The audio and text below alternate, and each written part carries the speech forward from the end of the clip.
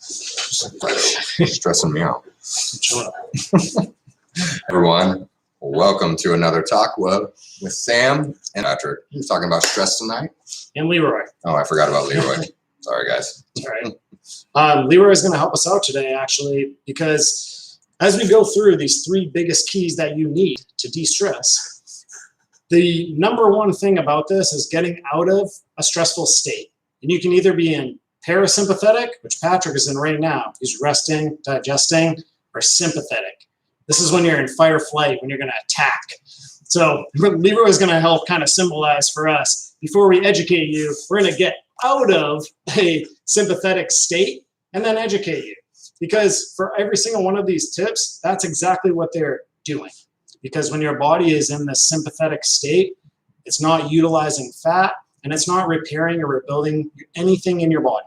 So you need to get out of that and get into what's called sympathetic. When we rest, digest. Parasympathetic, sorry. Someday. That's your rest and digest. And that's when you actually do rebuild your body. So this is why it's so important to get out of stress. Because when you get out of stress, you can burn fat, you can build muscle, and you can have way more energy. So I'm going to pass the mic and get de-stressed. Ralph's going to hold on. Ralph. I thought about bringing in double lapping. Pat's going to hold on to Leroy while I educate you about the first tip. And this is breathing. So we talk about this a lot, and it's the fastest way for you to shift and get from that sympathetic state to parasympathetic. I'm going to tell you a couple different ways that you can utilize breathing. The easiest one is taking 6 deep breaths. So in your nose, all the way in, all the way out. Trying to make the breaths as long as you can. Taking 6. That is proven to change your blood pressure and to actually shift you. Another technique that a lot of people use is called cage breathing, where you're going to breathe in for a count of 4. 1, 2, 3, 4. Taking it in. Holding for 4. 1, 2, 3, 4. Exhale for 4. And just repeating that. So we go over different techniques because I've shared before, even on here on YouTube, that I kind of lose the attention of what I was doing within the breaths. I get to 4 and I'm like, oh, what are you doing? Get to work. But maybe that's enough to shift me. Anyways, using the count can be really helpful. Another one is looking at the clock and trying to only get in 5 breaths in a minute. So it's a good distraction, watching that second hand go around and trying to time out those nice, slow breaths so they're only utilizing 5. And it's a little bit of a challenge. So I'm sharing these tips with you because the next one that Patrick talks about, exercise, that's being a little bit more physical with our body. But we don't always have the opportunity to be physical. So you need to know this type of technique if you're in your car, if you're at work, stuck in a line somewhere, whatever it is. So now Patrick is going to show you what you can do when you can be a little more physical. Back into the sympathetic mood. Means I'm going hard, getting energized, that fight or flight state. But going back to what Sam said about the number one thing you do is get out of stress. There's stress all the time in our life, whether it be emotional, we're dealing with our family, our loved ones, kids, whatever it may be. There's always going to be stress. So you got to have these ways to learn to mitigate it and handle it. And that's extremely important, and breathing is one of them. The next one is exercise. We all know how important exercise is for pretty much everything. You look up what exercise can do for depression, for weight gain, for digestion. It fixes everything, or it helps with it. And stress is no different. We all live in this stressful world. Most of us probably have a job and we have to worry about the stress there. Or like boss is yelling at us, we're having emails, we're sitting in a cubicle just typing away, and you're just in this high stress moment, and then you go sit in traffic, and possibly some more stress right there, especially now that the world's opening up and we're having more and more traffic. But getting into exercise, some kind of routine where you can blow off steam, as we've heard about, because you're stuck in this like just static position. Brain is just going. When you go exercise, you can actually blow off steam, and you're getting the body moving, you're getting the body pumping, circulation, and you're helping relieve some stress. Different hormones change. You're using that energy that you built up through, food while you're sitting down all day, and your body's actually utilizing it to de-stress itself. And that is a huge key. Now, for others, like Sam and I, our jobs are pretty darn physical. We're up and down. We're at a computer, but then we're going to treat a patient. Then we're running over here. We're going over lab results and just constantly going around. We might not be the best candidate to go like, oh, let's go bust out this intense hour-long just pump session or go run a fast, fast mile. But just going to get out in that. Maybe that's going for a little stroll where you're still exercising and you're getting movement, but you're not over-stressing the body, because exercise is a stressor in itself. But it's finding ways to mitigate that to get you through your life. And remember, there's always stress there, but we're just helping lower that and finding ways around it, because next day when you wake up, there's going to be more stressors. So it's about finding those routines and getting to it, whether it be, really hitting it hard and blowing off the steam and, getting into a boxing class, whatever it may be, going out for sprints, or if you're just getting out in nature, going out for a leisurely stroll, going to play golf, go play on the beach, whatever you can do, it helps with handle those stressors. My turn? Your turn. My turn. So creating balance with the exercise based on how you're using your body already. The next thing we're going to talk about is, just like stress never goes away, we have to manage inflammation, because most of the things that we do create a level of inflammation. We just don't want it to be super high. We want it to come down at the appropriate time.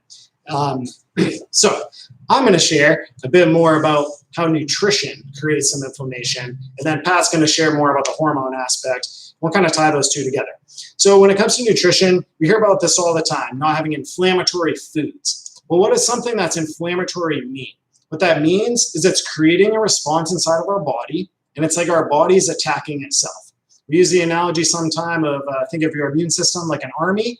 If your army is battling against itself and it's all these internal skirmishes, it's not going to be focused to protect you from an oncoming threat. If Patrick's distracted holding Leo while he's driving, he may miss another vehicle and get in a very serious accident. We don't want that to happen. So it's about having your body focus on what it's supposed to be doing, which is protecting you. So when we put foods in that create inflammation, it's taking your body off task. Things that create inflammation that are known would be sugar, processed foods, because your body doesn't know what to do with them. And just like in an army, when it's like, hey, you're a foreigner, typically in that scenario, we're attacking in that analogy. So when your body doesn't know what to do with something, it's foreign to your body is attacking that because it's trying to protect you and get rid of it. So foods that create that, one that's really bad that you can avoid is fried food. We bring this up because fried food creates an inflammatory response for 2 to 3 days in your body. That's a really long time. A cigarette is only a few hours, 2 to 4 hours. And think how many known cancer-causing chemicals are in a cigarette. It's on every commercial, contrasted to fried food, which is so normalized in our country. And it's not just one certain kind of fried food, it's anything. So it could be that fried onion petal on your salad, or the French fries, or grilled onion, or fried onion rings, whatever it is. So there's one thing that you could really avoid, and I'm not going to stand here and say I never ever have it, but it's super limited, like a few times a year would I make that type of exception. The other one that's really easy that we preach all the time, not really easy, but is no sugar. And at minimum, if that is your goal, at least during your weekdays. So you're looking at all the labels and you're looking for that hidden sugar, because so often people are blown away by how much sugar is in food that's perceived to be healthy. And remember that there's a lot of marketing dollars behind the food, how it's packaged, all these things. They know the right things to highlight that are also talked about in the media that makes things sound healthy. Just like when you see gummy bears and it says fat-free. That makes it sound kind of healthy. It's not true. Oreos are vegan, right? 1,000%. Gluten-free and vegan. They must be healthy. So with your nutrition, when this is off and you're creating inflammation, the next thing that's going to go into is impacting your hormones. And Pat's going to share how that kind of creates its own nightmare. Kind of sad, though. Bye, Leo. Leroy, sorry. He looks like aggro on you. He looks like a lion. So hormones, they affect everything in the body. They're very important. And everything that we've already talked about, just getting out of stress, breathing, exercise, putting in the right nutrition, affect your hormones in some way. And that's going to affect your stress. There's certain very specific hormones like cortisol that you need in your body to handle stress. But most of us have way too much stress in our life, and we're always in that sympathetic go, go, go state. So our cortisol levels are just spiking all the time, and they're never getting let down, and eventually they get burned out. So our body doesn't know how to use it because it's just so used to having it all the time that the levels keep going up until eventually they're just useless. They're like, oh, there's cortisol again. I'm used to it. Like if you saw a bear every day, you'd probably get a little more comfortable with it. Living in San Diego, if I saw a bear, I'm freaking out, right? That's a stress response. And when you're talking about like foods or anything that are constantly inflaming your body, that's going to spike cortisol as well. And specifically like processed carbs and those things are going to spike your insulin, which can drop your cortisol in different ways. And so they become imbalanced. And so we need to put all this together to keep those hormones balanced so you can function the right way. Exercise can help that. It causes some to go up in the right way to increase. It's going to cause some to go down. Breathing, getting into that parasympathetic state is going to lower some and bring up some.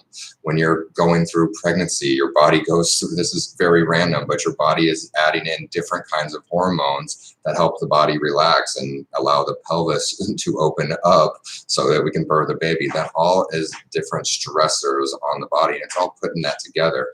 And so when you're combining these things, helping get out of stress, avoiding those things as much as you can, or learning to mitigate them, controlling what you're putting into your body through diet, that's going, or exercising in the right way, and other means that you can learn more from us, that's going to help put those hormones in balance. And you can get those levels checked, but it all comes down to how are you going to actually try to fix them, or how are you going to avoid these negative factors to get your hormones back to where you need them so you can function like you're supposed to.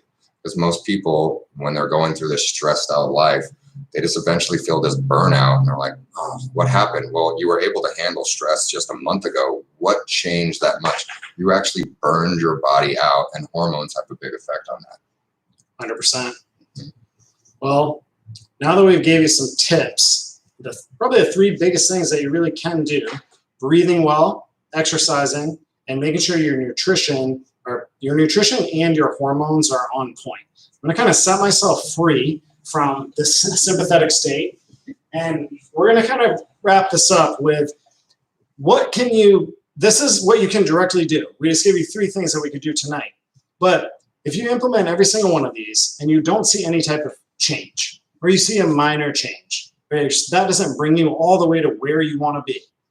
The two things that you can test to look at this is food sensitivity, so you can truly know for you what creates inflammation. Because when I talked about nutrition, I talked about some known irritants. It doesn't matter who you are, what I said about fried food, that happens. But Patrick might be sensitive to a tomato, and I might not be.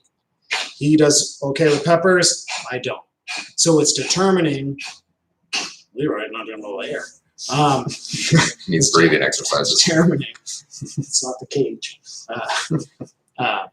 Determining and finding out for you specifically, that way you know for the rest of your life. I use the example of, salad is perceived as pretty healthy. You might find out that spinach, tomato, cucumber are all not good for you. And your whole life thinking you made this great decision when you didn't.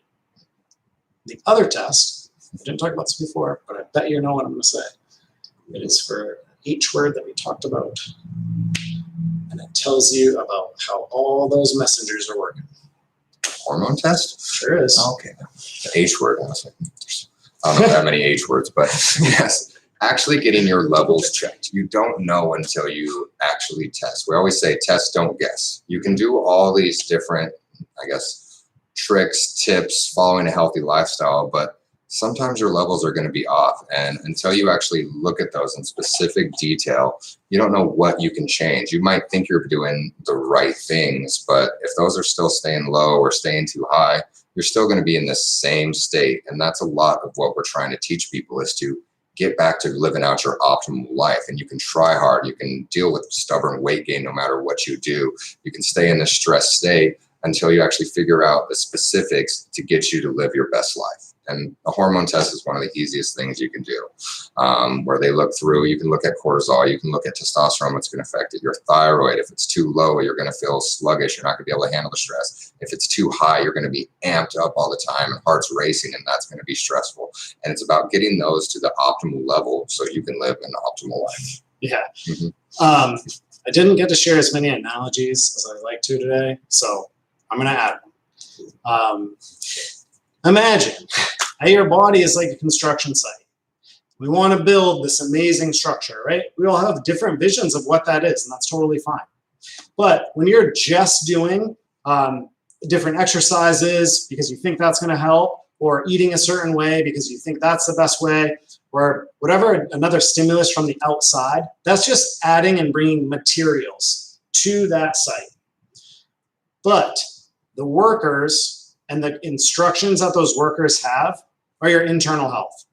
That's your hormones. So that's who's actually communicating, like, hey, not only did you bring me exactly what I wanted to build this body, but I have the engineer here that knows exactly what to do with it. Because how frustrating would it be to have every single part, your dream you is right there, but you just don't have the right communication to put it together. And that's where your hormones are. It's that communication. So we need to figure that out. And we kind of need to know what pisses your workers off, because that's your food sensitivity. If every day at work, they're like, damn, I hate when he does this. And you just do it every day. How long are they going to work for you? You're bringing up stressful moments for me. I'm now thinking about that IKEA furniture that I was being that stupid masculine man. I'm like, I don't need instructions.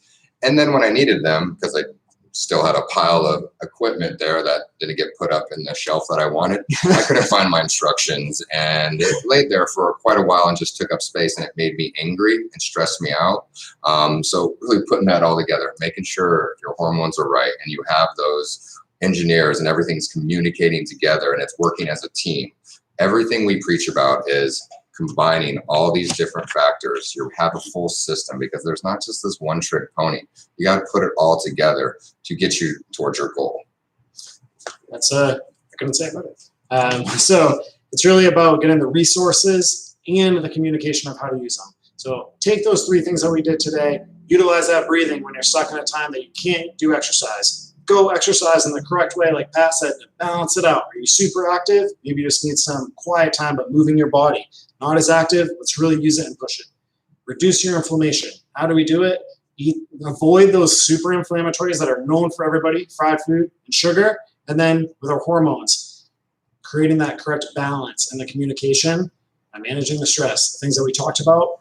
How do we test? How do we find out the right thing for us? Test number 1, food sensitivity. Test number 2. Ooh, the H word. Hormone test. Hormone test. Yes. Get checked. Guess what? We do both of those at our office. And yes, we're asking you to come in and do those, because why would we educate you on this stuff if it wasn't important? We would not waste our time. Promise me. We promise you. There's sports on. There's a lot of other things we can about doing. We do this because we're super passionate about helping people change. And what makes us super excited is when people find these type of things and they say, holy shit, my whole life I've been eating this or doing this or whatever, and had I known this, it could have changed so much sooner. We just want to help people do that, because why not change that whole trajectory of your life? Start hitting hole-in-ones. So let's make that change. We're here to help. Doesn't mean the only thing you can do is the test, but at least put in those 3 things. Then reach out to us if you're not making a change, because we're here to help. Pat, any closing thoughts? No, it's just do what's best for you, and knowing the right things, doing these tests, using our tips to live it out. We both do. We wouldn't tell you to do it if we weren't doing these things, and it's changed both of our lives drastically. It's helped our friends, it's helped our families, it's helped our patients, and more people can do this to live out their best life, because we're on this earth to live the best way we can, right? We wouldn't have found each other and been here as friends and business partners if we weren't driven to find the same things, because we're very different people, but it's about being connected by that same purpose. So thank you for everyone that was on here listening. Please share this with someone that needs to know. We are here to help. And Leroy also wanted to thank everyone for watching. We'll see you guys in a week. Have a great night. Bye, guys.